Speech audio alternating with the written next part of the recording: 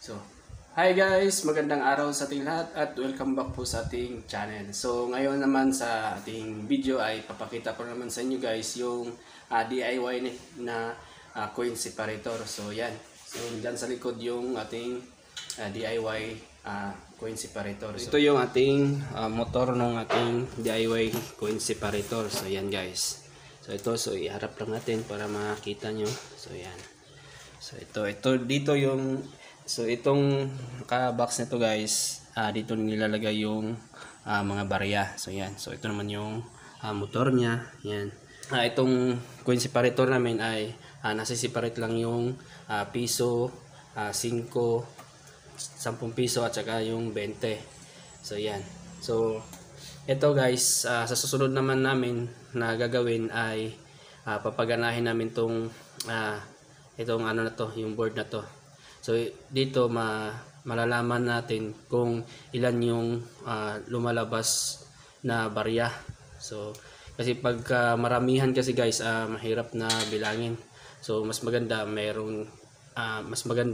na gumagana to para hindi na tayo magbibilang ng mano-mano. So yan. So ito. So yan. So ito guys.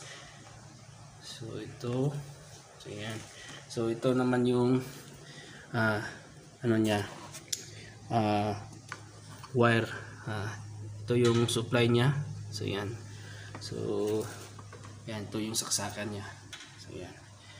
So dito naman tayo sa ano yan, sa mga coins na dadalaw yan ng mga or dadaanan ng coins.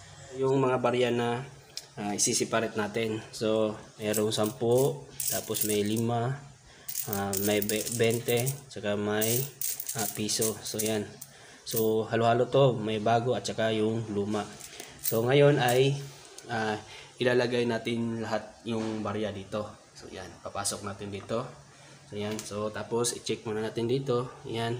So okay na yung mga sahuran natin. So 1, 2, 3, 4, 5. So ito babagsak yung 20. Tapos dito yung 5 piso na luma at saka yung 10 piso na bago at saka yung luma. Tapos dito naman, so yung 5 piso na bago. Tapos dito yung piso na luma at saka yung bago na piso. So yan. So ngayon ay ilalagay natin to lahat dito. So yan. So ito, ilagay na natin yung ating mga barya na i-separate natin. So yan guys. So ito, ayusin muna natin kung naka-align dito. Yan. Kasi pag hindi naka-align yan ay magsitalunan yung mga barya dito. So yan. So yan guys. So ngayon ay isasaksak na natin to. So yan. Yan guys. Nangyar na.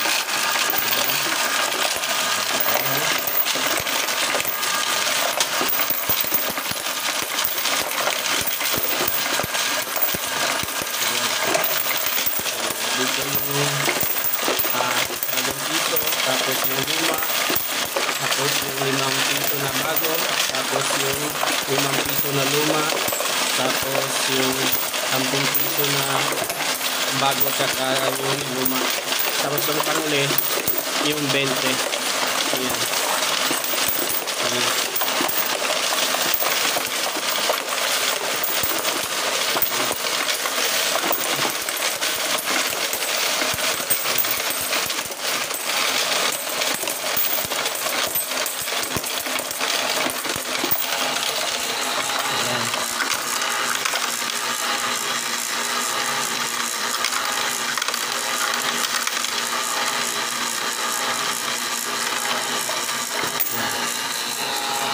Ayan guys, natapos na ma-separate yung mga barya.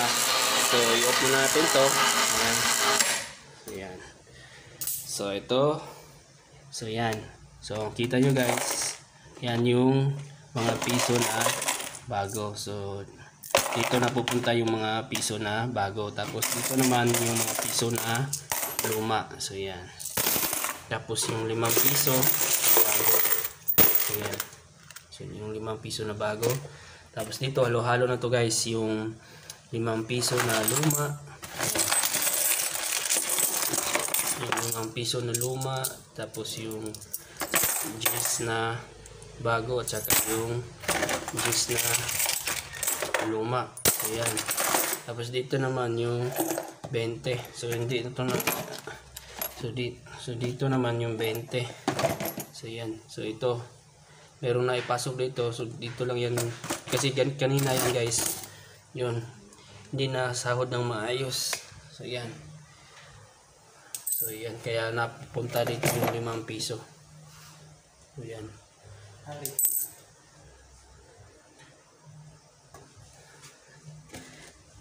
So yan. So ito guys na kumusta naman so ito na ano hindi maayos yung pagkalagay ng natin yung box. Yan. Hindi nasahod ng maayos. Yan.